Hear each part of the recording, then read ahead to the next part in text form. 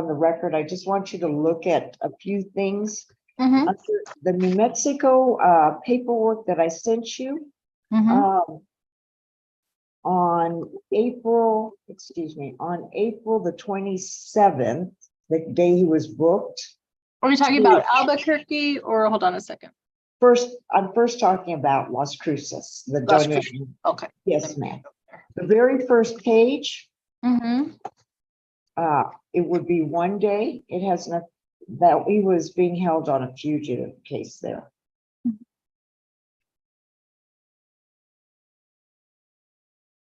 Okay. If you'll give him credit for that one day. And then on page 7, the date is April the 27th that he was booked, 2023, and he was released on May the 1st, 2023. On the disposition there, it does say fugitive. Okay, so there it says that he waived extradition. Correct. And Your Honor, what I'm showing is that he initially didn't waive it. They began preparing the governor's warrant, and then there was some issue with a witness or something. And so he ended up being released from Doña Ana, is what I'm showing. But I didn't get the paperwork that Ms. Arditi sent, so I don't know. I can't comment on the contents of that. So that was in Las Cruces. And so with that, the notation I saw was on the Albuquerque documentation where he did not waive. Correct. Okay. And Chantel, I'm so sorry you did not receive it. I don't believe so, Ms. Arditi, but that's okay. I mean, I understand ultimately the credit is up to the court, so we. Right, and I thought it was David that was handling it, so I sent it to David. That's why. I didn't realize. That's okay. It is his case, so that's no problem. And Judge, and the only reason that I would argue for you to reconsider the one from Albuquerque is even though it does say in the arraignment that he did not waive extradition. I did see that, Your Honor. Mhm. But if you'll look at the paperwork, and I think it's on page 7, Your Honor. Mhm. Hold on. Give me 2 seconds, Judge.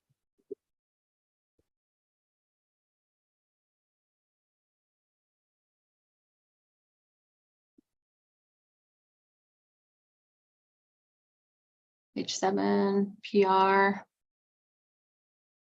It's a respond conditions. No, it's, I think page 6, excuse me, Judge, where it says, no prosecute, okay? And it says that my client is being supervised by the New Mexico parole authorities under the Interstate Compact Agreement. And it does say that El Paso will extradite through the Interstate Compact. So he's not even. Look, I want your client to hear and understand. The court is not pleased that he picked up multiple offenses across the state of New Mexico, and it was only because at some point New Mexico decided to hold on to him that we got him back. I don't like it. I understand, Your Honor. So I'm going to give him credit for El Paso time. Okay, are you not going to give him credit for the Las Cruces? No, ma'am. Okay. No, ma'am. No, ma'am. Okay. I appreciate your arguments, Ms. Arditi. Unfortunately, your client's history is up against your lawyering. So are we ready to proceed? We are, Your Honor. All right, let's get back on the record. Let me get the docket. All right, we are back on the record in cause number 2018-0D02451, State of Texas versus Saul Dominguez Rivas. May I have announcements, please? Controller, take it for the state. The state is ready. Good afternoon, Your Honor. Regina Arditi on behalf of my client Saul Dominguez Rivas, and we are also ready, Your Honor.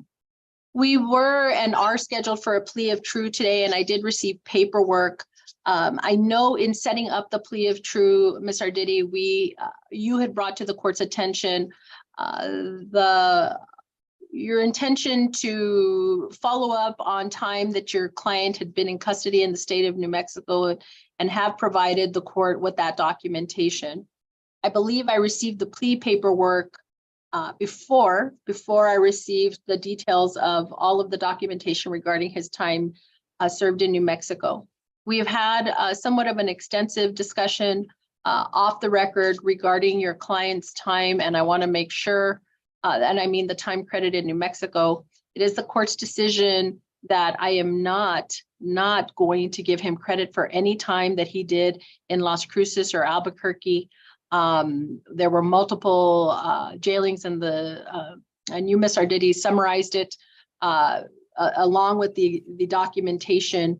And so I'm going to give you the opportunity, if you want to put any objections on the record and inform me whether you want to proceed with what I have down as being credit in El Paso, jail credit in El Paso at 247 days. I think your summary had listed something close to 500 days. And so if there's anything you'd like to put on the record, feel free to do so now. Thank you, Your Honor. With all due respect, I would like to at least put on the record the time period that I had found in regards to my client. Yes. I had provided the court with a summary, and I will just read that summary. In that summary, my client had served time in Las Cruces, Doña Ana Detention Center, and that was on August the 9th, 2021, and that would have been for 1 day. On March the 16th, 2022 to April the 28th, 2022, which would have been 43 days. And April the 27th, 2023 to May the 1st, 2023, that would have been 4 days that he served time. And we are asking the court to consider giving him credit for time served. In Albuquerque, New Mexico, at the Metropolitan Detention Center, Mr. Rivas served time from April the 6th, 2020 to December the 23rd, 2020, which is 261 days. And then he has also served time in El Paso, Texas. So we are asking again the court to reconsider and take into consideration that extra time from New Mexico, Your Honor.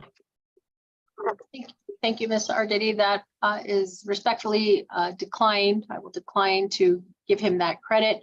And so, Mr. Dominguez, do you still want to proceed with your plea of true today? Yes, Your Honor. Okay, it's very difficult to hear you. I heard you say yes, and that's with, you've heard all of the discussion. You had time in a breakout room to speak with your attorney. You understand all of the credit that you accumulated in New Mexico when you were in custody over there for various reasons. I am not going to give you credit for that. Do you understand that? Yes, Your Honor. Okay, I have you down at 247 days credit here in El Paso on this case. With that, are you prepared to go forward with your plea of true? Yes, Your Mr. Dominguez? Yes, Your Honor. Okay, it's very hard to hear you, Mr. Dominguez. If you could speak up, let's go ahead and get started with your plea. Raise your right hand, please. Sir, do you swear or affirm that any testimony you provide will be the truth and the whole truth? Yes, Your Honor. Thank you very much. You can put your hand down, state your name and date of birth for the record.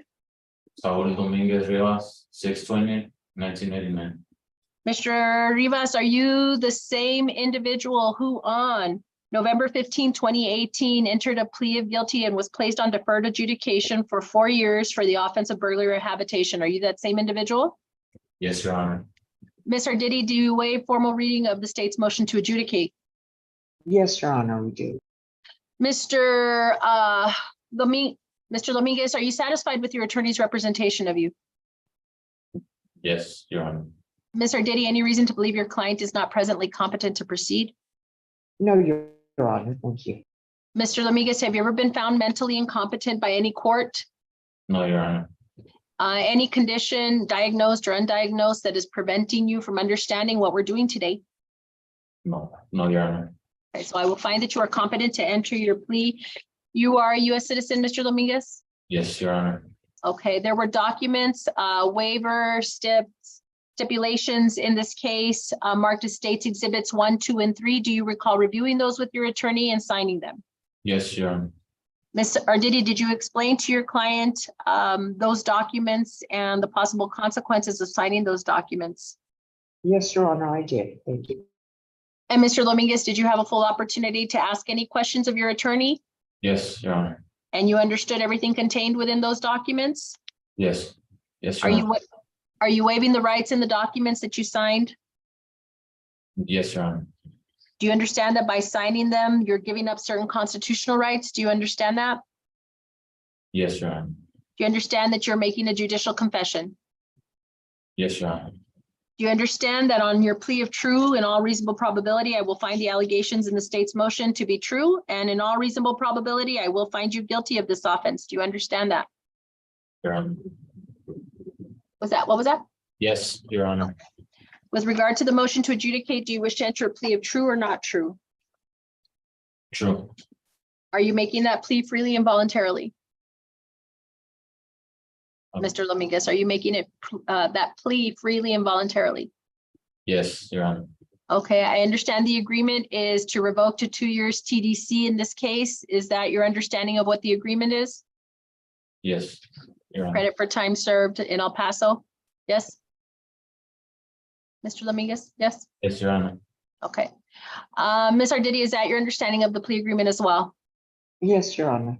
Okay, I will accept the agreement and admit States Exhibits 1, 2, and 3 into evidence. The court will take judicial notice of all the documents in the district clerk's file.